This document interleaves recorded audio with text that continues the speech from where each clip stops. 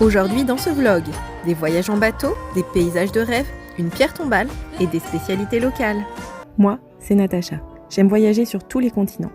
Bonjour, nouvelle journée qui commence ici à Mexico City. Je suis à Athènes en Grèce. Les derniers événements m'ont ramené en France. Entre les paysages grandioses, les plages de rêve, les spécialités locales, les traversées en bateau et le temps ensoleillé, j'ai vraiment adoré. Voici le récit de ces aventures. Bonjour et bienvenue dans ce nouveau vlog. Aujourd'hui je prends un bateau pour aller à Saint-Tropez. Je suis à Sainte-Maxime et on prend un bateau pour aller directement à Saint-Tropez.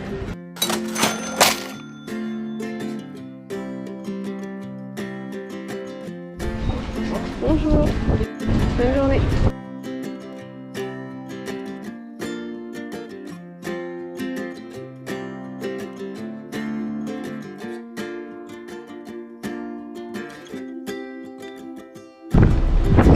On nous a conseillé de descendre parce qu'il y avait des embruns, mais on s'est dit qu'on était courageuse et qu'on allait mieux profiter de la vue ici. On ne sait pas trop à quoi on s'est engagé.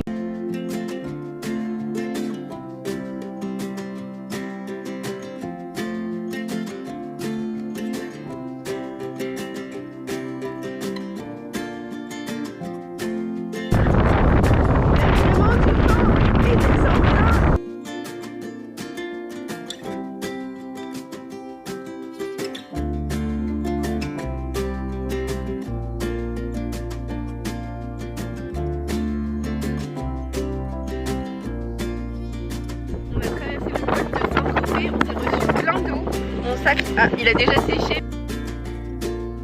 À mesure que j'arrivais à Saint-Tropez, je m'interrogeais. Allais-je aimer ce lieu réputé pour ses fêtes, la jet-set et l'argent roi? Ce lieu semblait si éloigné de mes valeurs que je ressentais une certaine appréhension. La première chose de la journée, avant de visiter Saint-Tropez cet après-midi, c'est d'aller sur le sentier du littoral et jusqu'à la plage de Tahiti.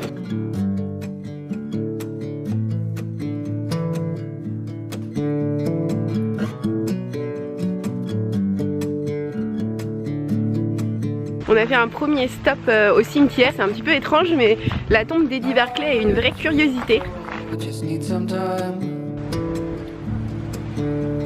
Marine avait concocté un programme loin, très loin de la jet set, afin de me montrer l'autre côté de Saint-Tropez, celui qu'on ne voit pas à la télé.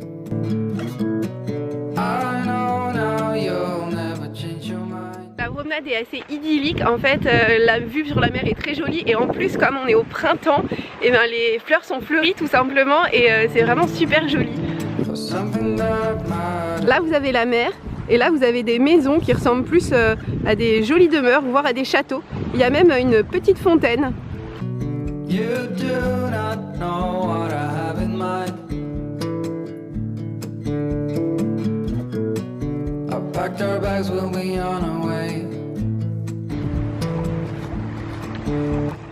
Nous avons croisé ce ponton qui a réveillé en nous nos instincts d'instagrammeuse du dimanche.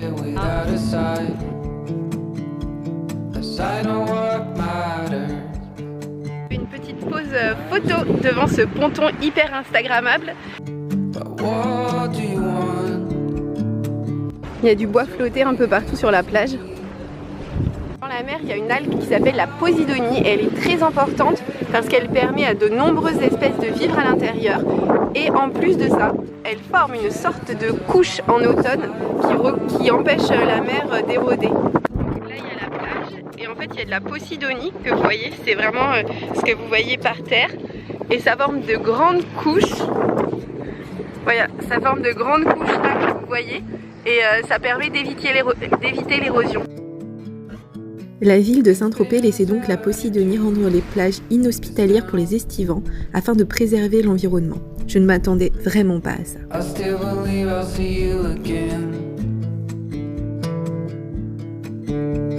On est dans une forêt de bambous. Je ne sais pas si vous entendez, mais ça fait des petits tintements, voire de la musique.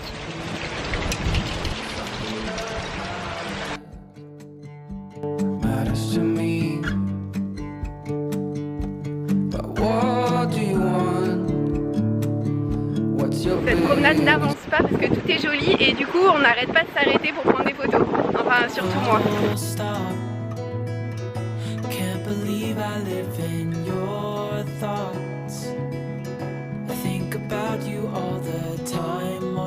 a tout un tas de fleurs là, toutes fleuries qui jettent dans la mer, c'est super joli. Voici le spot de pique-nique du jour, le bon pique-nique et la vue.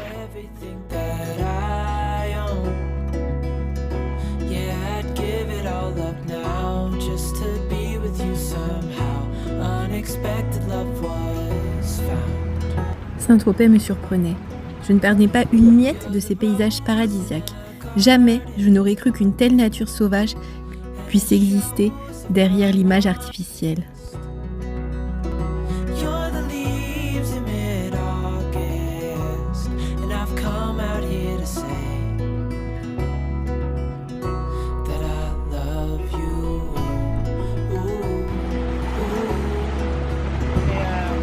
Ici c'est la plage de la Moute et là le cap de Saint-Tropez. L'eau est particulièrement bleu turquoise. Ça y est, je suis arrivée à la pointe des Salins.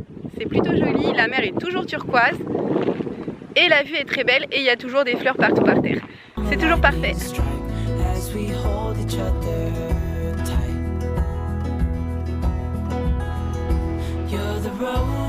Le temps glissait entre nos mains et nous devions nous rendre à l'évidence. Jamais nous n'arriverions à atteindre la plage de Tahiti.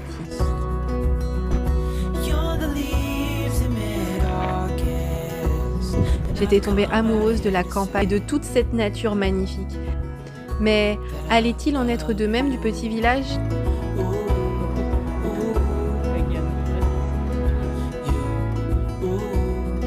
Dans cette baie, il y a tout un tas d'animaux et notamment on peut voir des dauphins, des tortues, des algues et des cachalots. On rentre par l'intérieur des terres. À l'intérieur des terres, il y a juste des toutes petites routes. Elles sont goudronnées mais elles sont toutes petites.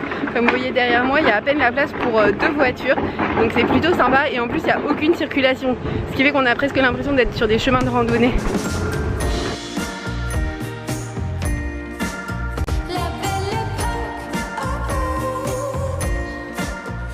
Je suis sur la grande place de Saint-Tropez. En fait, c'est un endroit avec des arbres pour rester à l'ombre. Il y a quelques bancs et surtout au niveau du sol, c'est une sorte d'immense terrain de pétanque et donc il y a des joueurs de pétanque.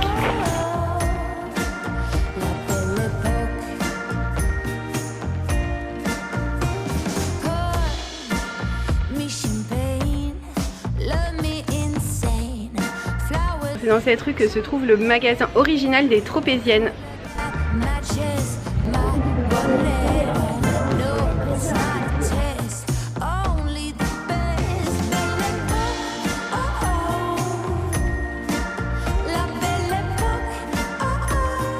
En fait, les touristes se massent au niveau du port et dès qu'on rentre dans les petites ruelles, il y a beaucoup moins de monde, c'est beaucoup plus charmant. Enfin, beaucoup moins de monde, je dirais même, il n'y a personne. Et les rues sont très jolies avec des jolis volets et des très jolis camailleux de couleur jaune.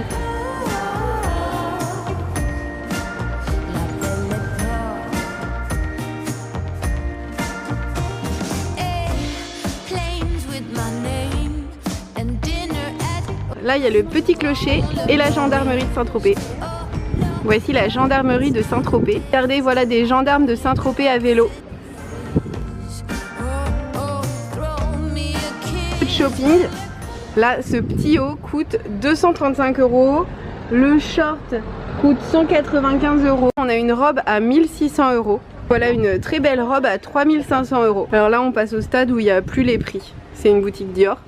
Si votre budget est très réduit, pour 28 mètres carrés, vous en avez pour 288 000 €. Si c'est trop petit, vous pouvez aussi acquérir celle-ci, 250 mètres carrés, 4000 mètres carrés de jardin, exposé est à 6 300 000 €. Il y a une piscine. Si vous êtes intéressé, pour une petite somme de 23 millions d'euros, vous avez 620 mètres carrés habitables avec 10 chambres et 12 pièces.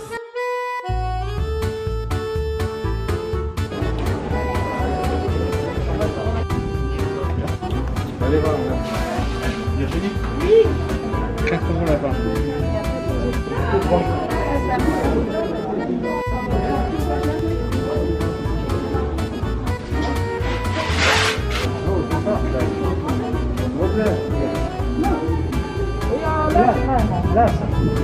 J'ai mangé ma tarte tropézienne avec vue sur le bord de Saint-Tropez, elle était super bonne. avec des petits morceaux de sucre au-dessus, une pâte, je sais pas ce qu'il y a dans la pâte, on dirait une sorte de pâte de crème pâtissière, mais très bonne.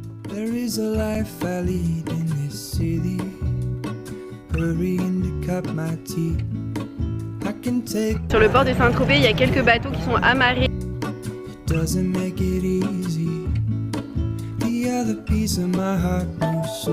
En visitant Saint-Tropez, je me rends compte de pourquoi cette ville a inspiré autant de peintres. Enfin, c'était à l'époque qu'un village. Et parce que c'est tellement joli, il y a tellement de jolies couleurs, les façades des maisons sont tellement belles. Et vous pouvez retrouver toutes ces peintures dans le musée de l'Annonciade qui est là. Bon, évidemment, vous le savez, les musées sont fermés en ce moment, mais dès qu'ils seront réouverts, j'imagine que ça vaut le coup d'œil. Surtout que de voir la peinture et voir la vérité, enfin la vraie ville en même temps, ça doit vraiment être impressionnant. Au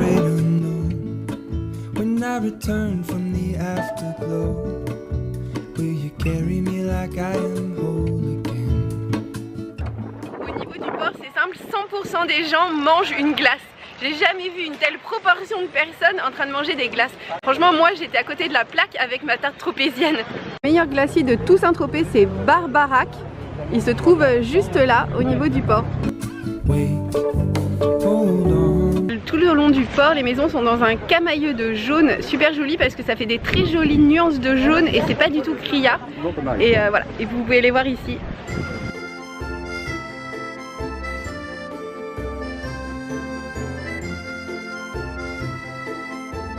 J'ai adoré la promenade, la tarte et le centre-ville plein de charme. La conclusion pour moi de cette journée est qu'on ne peut pas se fier ni à nos préjugés, ni à ce qu'on voit à la télé. Le seul moyen de se faire une opinion est d'aller sur place et d'expérimenter par soi-même.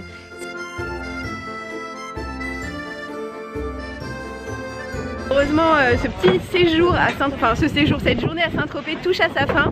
Je remonte sur le bateau et direction Sainte-Maxime. On a pris une décision qu'on risquerait de regretter, car il va y avoir énormément d'embruns et d'eau et on est quand même resté à l'extérieur. Beaucoup habillé par rapport à ce qui va nous arriver.